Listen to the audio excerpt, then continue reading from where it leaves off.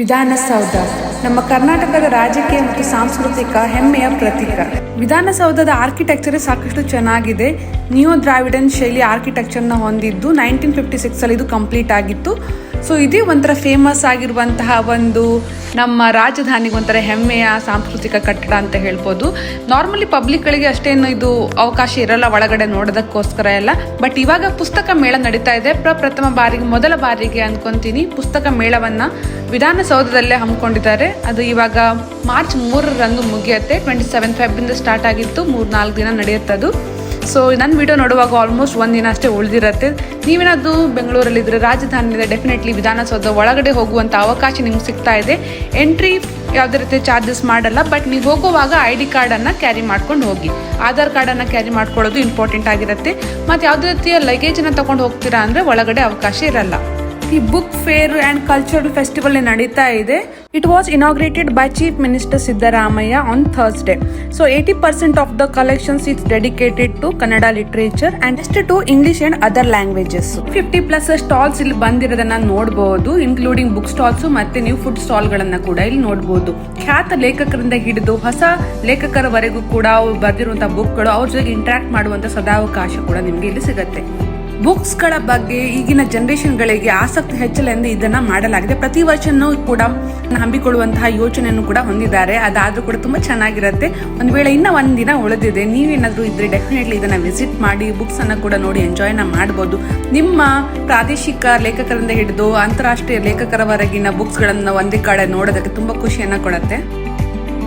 Morning 10 AM ಇಂದ evening 8 PM ವರೆಗೂ ಇದು ಓಪನ್ ಆಗಿರುತ್ತೆ. ಮ್ಯೂಸಿಕಲ್ ಶೋ ಕೂಡ ನಡೆಯುತ್ತೆ. ಅಂಡ್ ಇವನ್ ನೋಡ್ತಾ ಇರಬಹುದು, ಕೊನೆಯ ವಿಡಿಯೋ ನಾನು ಹಾಕಿರ್ತೀನಿ, ಲೈಟಿಂಗ್ ಶೋ ಕೂಡ ವಿಧಾನಸೌಧಕ್ಕೆ ಲೈಟಿಂಗ್ ಅನ್ನ ಕೂಡ ಮಾಡ್ತಾರೆ. ಅದನ್ನು ಕೂಡ ನೋಡೋದಕ್ಕೆ ತುಂಬಾ ಚೆನ್ನಾಗಿರುತ್ತೆ. Even with our digital OTT life, we should remember that books are the real friend and we should continue to explore them. So ಎಷ್ಟೇ ಇದನ್ನ ಇಗ್ನೋರ್ ಮಾಡಕ್ಕೆ ಟ್ರೈ ಮಾಡಿದ್ರು ಕೂಡ ಈ ಫ್ಯಾಕ್ಟ್ ಅಂತೂ ರಿಯಲ್ ಆಗಿರುತ್ತೆ. ಸೊ ನಂತರ ನೀವು ಕೂಡ OTT ಪ್ಲಾಟ್ಫಾರ್ಮ್ ಅಲ್ಲಿ ಮುಳುಗೋಗಿದ್ರೆ ಎದ್ದು ಬನ್ನಿ. ಇವಾಗ ವಿಧಾನಸೌಧದಲ್ಲಿರುವಂತಹ ಬುಕ್ಸ್ಗಳನ್ನ ಒಂದ್ ಸ್ವಲ್ಪ ಕಣ್ಣಾಯಿಸ್ಕೊಂಡು ಹೋಗಿ. ಡೆಫಿನೆಟ್ಲಿ ನಿಮ್ಗೆ ಅದೊಂದು ಖುಷಿಯನ್ನ ಕೊಡುತ್ತೆ. ಮತ್ತೆ ನೀವೇನಾದ್ರೂ ನಂತರ ಮೊದಲು ಬುಕ್ಸ್ ಓದ್ತಾ ಇದ್ರೆ ಇವಾಗ ಬಿಟ್ಬಿಟ್ಟಿದ್ರೆ ಸ್ವಲ್ಪ ಇಂಟ್ರೆಸ್ಟ್ ಕೂಡ ಹುಟ್ಕೊಳ್ಳುತ್ತೆ. ಸೊ ಈ ವಿಡಿಯೋ ನಿಮ್ಗೋಸ್ಕರನೇ ಆಗಿತ್ತು. ಮುಂದೆ ನಾನು ಸಾಕಷ್ಟು ಇನ್ಫಾರ್ಮೇಶನ್ ಕೊಡ್ತೀನಿ. ಕೊನೆವರೆಗೂ ವಿಡಿಯೋ ನೋಡೋದನ್ನ ಮರಿಬೇಡಿ.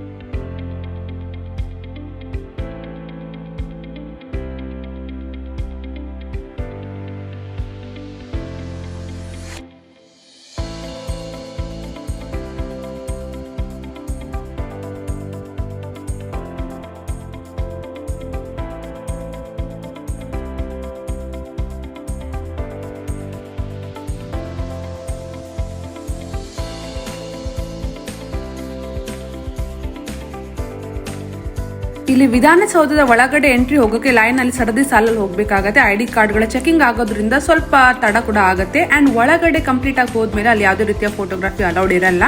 ನಿಮ್ಗೆ ಗೊತ್ತೇ ಇರ್ಬೋದು, ವಿಧಾನಸೌಧದ ಕಂಪ್ಲೀಟ್ ಆಗಿದ್ದು 1956 ಅಲ್ಲಿ. ಅಂಡ್ ಇಲ್ಲಿ 3 ಫ್ಲೋರ್ ಅನ್ನ ನೀವು ನೋಡಬಹುದು, ಮೇನ್ ಆಗಿ ಕನ್ಸ್ಟ್ರಕ್ಟ್ ಮಾಡಿರುವಂತದ್ದು. ವಿಡಿಯೋ ಪ್ರಾರಂಭದಲ್ಲೇ ನಾನು ಹೇಳಿದ ಹಾಗೆ ಈ ಆರ್ಕಿಟೆಕ್ಚರ್ ಏನಿದೆ ವಿಧಾನಸೌಧದ್ದು ಸ್ವಲ್ಪ ನಿಯೋ ದ್ರಾವಿಡನ್ ಶೈಲಿಯ ಆರ್ಕಿಟೆಕ್ಚರ್ ಅನ್ನ ಹೊಂದಿದ್ದು. ಅಂದ್ರೆ ಕೆಲವೊಂದಿಷ್ಟು ಅಂಶಗಳನ್ನ ನಮ್ಮ ದ್ರಾವಿಡ ಶೈಲಿಯ ಅಂದ್ರೆ ನಮ್ಮ ಹೊಯ್ಸಳರ ಅಂಡ್ ಚಾಳುಕ್ಯರ ವಿಜಯನಗರ ಎಂಪೈರ್ನ ಅಂಶಗಳನ್ನು ಹೊಂದು ಅಳವಡಿಸಿಕೊಂಡಿದೆ. 60 ಎಕರೆಯಷ್ಟು ವಿಸ್ತೀರ್ಣದಲ್ಲಿ ಇದು ಹಬ್ಬಿಕೊಂಡಿದೆ. ವಿಧಾನಸೌಧದಲ್ಲಿ ಇನ್ನೊಂದು ಇಂಟ್ರೆಸ್ಟಿಂಗ್ ಫೀಚರ್ಸ್ ಏನಪ್ಪಾ ಅಂತಂದ್ರೆ ಅಲ್ಲಿರುವಂತಹ ಗ್ರ್ಯಾಂಡ್ ಸ್ಟೇರ್ಸ್ ಇಂದ ಫ್ರಂಟ್. ಸೊ ತುಂಬಾ ಚೆನ್ನಾಗಿದೆ, ಆಕರ್ಷಕವಾಗಿದೆ. ನಿಮ್ ನಿಯರ್ ಬೈ ಮೆಟ್ರೋ ಸ್ಟೇಷನ್ ಅಂದ್ರೆ ಡಾಕ್ಟರ್ ಅಂಬೇಡ್ಕರ್ ಮೆಟ್ರೋ ಸ್ಟೇಷನ್ ನಿಮ್ಗೆ ನಿಯರ್ ಬೈ ಆಗಿದೆ. ಪಬ್ಲಿಕ್ ವೆಹಿಕಲ್ ಗೆ ಬಂದ್ರೆ ನೀವು ಚೆನ್ನಾಗಿ ಇಲ್ಲಿ ತಲುಪಬಹುದು, ಯಾಕಂದ್ರೆ ನಿಮ್ಗೆ ಓನ್ ವೆಹಿಕಲ್ ತಗೊಂಡ್ಬಂದ್ರೆ ಪಾರ್ಕಿಂಗ್ ಫೆಸಿಲಿಟೀಸ್ ಕಷ್ಟ ಆಗುತ್ತೆ. ಸೊ ಇದಾಗಿತ್ತು ನನ್ನ ವಿಡಿಯೋ ಅಂಡ್ ಮತ್ತೆ ಸಿಗ್ತೀನಿ ಮುಂದಿನ ವಿಡಿಯೋದಲ್ಲಿ. ಅಲ್ಲಿವರೆಗೂ ಟೇಕ್ ಕೇರ್, ಬೈ ಬಾಯ್. ವಿಡಿಯೋನು ಕೊನೆವರೆಗೂ ನೋಡಿ ಅಂಡ್ ಅವಕಾಶ ನಿಮ್ಗಿದ್ರೆ ನೀವು ಆ ಕಡೆ ಇದ್ರೆ ನಿಯರ್ ಬೈ ಇದ್ರೆ ಡೆಫಿನೆಟ್ಲಿ ವಿಸಿಟ್ ಮಾಡಿ ಅಂತ ಹೇಳ್ತಾ ನನ್ನ ವ್ಲಾಗ್ ಅನ್ನ ಇಲ್ಲಿಗೆ ಎಂಡ್ ಮಾಡ್ತಾ ಇದ್ದೀನಿ. ಮತ್ತೆ ಸಿಗೋಣ ಮುಂದಿನ ವಿಡಿಯೋದಲ್ಲಿ. ಅಲ್ಲಿವರೆಗೂ ಟೇಕ್ ಕೇರ್, ಬೈ ಬಾಯ್.